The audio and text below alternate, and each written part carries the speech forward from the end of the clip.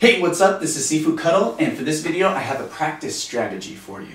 So one of the ways that you can really see how well you've learned the form and how ingrained it is in your head is to actually speed it up.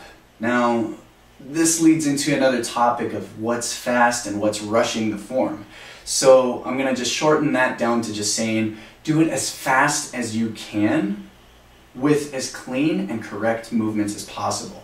So again, this is for forms training. Make sure your stances are low, your kicks are high, the punches are strong, and the movements are completed. So that's one of the things about rushing and doing a fast form. Now, the practice strategy is to set a goal. So how fast should it be?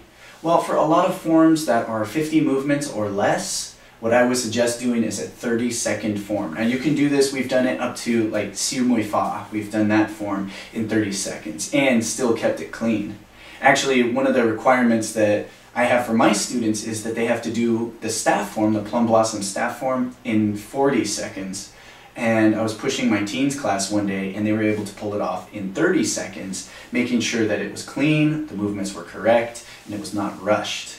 Now what this does is it builds your flow from one movement to the next, and it stops you from having to think through your movements.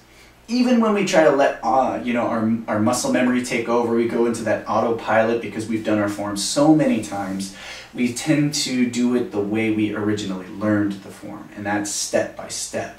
So in forcing yourself to push yourself faster, you have to really kind of think further or let the body stop stopping itself.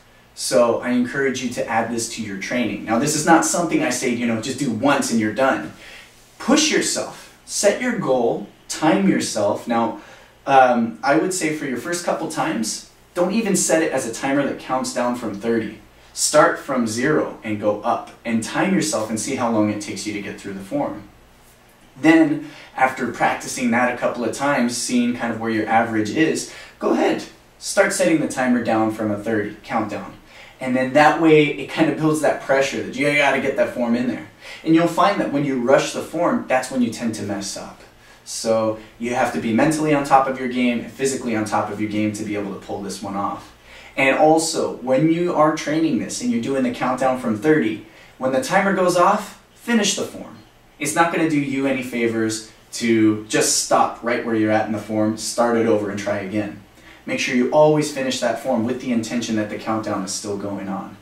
This is an excellent way to train, not the only way to train, but this is a great way to develop your forms into a much more solid form. You're going to move faster, this will look better at tournaments, and it will also help your flow. Okay?